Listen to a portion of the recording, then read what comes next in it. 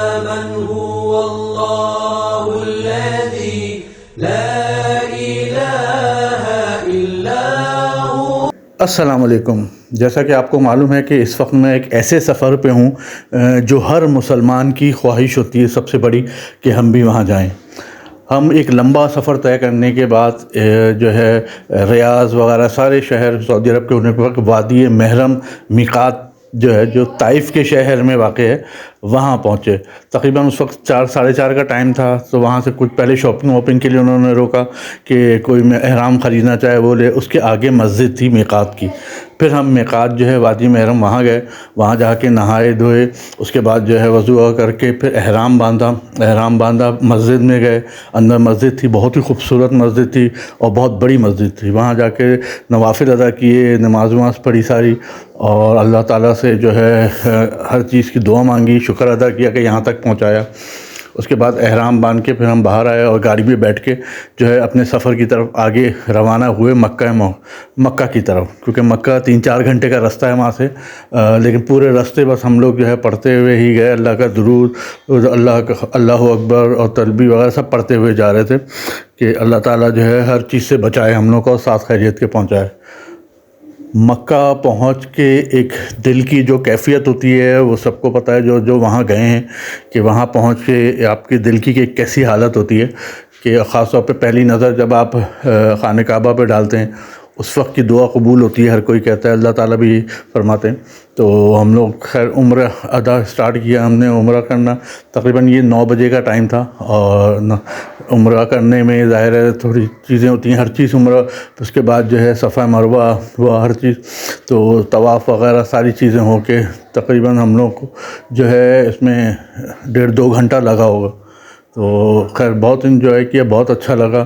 طواف میں جو ہے رش تھا لیکن پھر بھی الحمدللہ ہو گیا, اور جو ہے حجر اسود کو بھی چومنے کا موقع مل گیا ہمیں.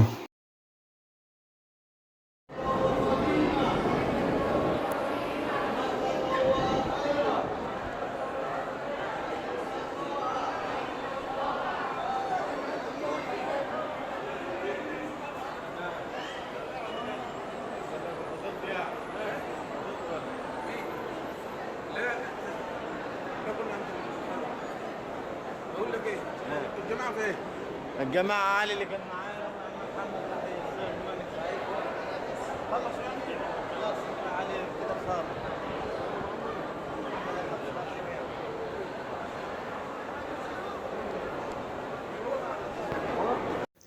وہاں پہ بہت ساری چیزیں ایسی ہیں کہ انسان جب عبادت میں اس میں لگ جاتا ہے تو ویڈیو وغیرہ بنانے کا بالکل بھی خیال نہیں رہا مجھے کہ میں اس وقت طواف کرتے ہوئے اور چیزیں کرتے ہوئے آپ کو جو ہے ویڈیو بنا کے دکھاؤں, کیونکہ پہلے ہی دل کی عجیب سی حالت تھی اور بس اللہ تعالیٰ سے دعائیں تھیں.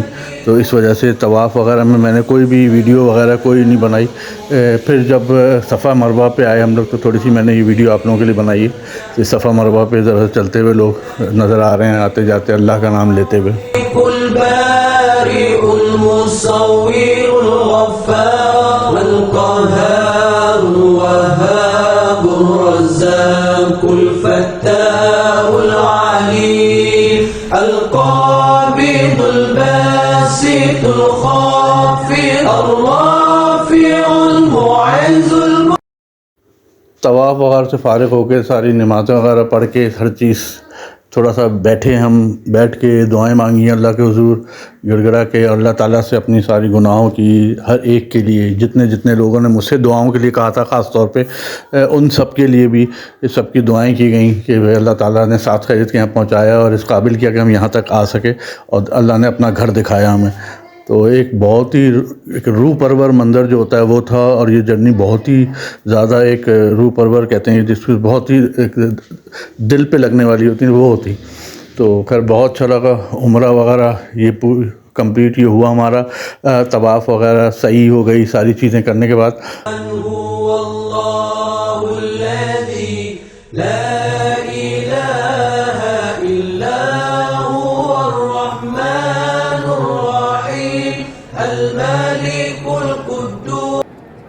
صفا مروہ پہ آپ نے دیکھا کہ کس طرح سے لوگ جو ہے زور سے ورد کرتے ہوئے اور صفا سے مروہ، مروہ سے صفا کی طرف جو ہے سفر کر رہے تھے، اور یہ بہت ہی خوبصورت لگ رہا تھا. آپ دیکھ کے بھی میں بار بار یہ رک کے دیکھ رہا تھا لوگ جو پیچھے سے آ رہے تھے، کیونکہ ڈفرینٹ کنٹریز کے لوگ تھے، ڈفرینٹ نیشنلٹی تھی.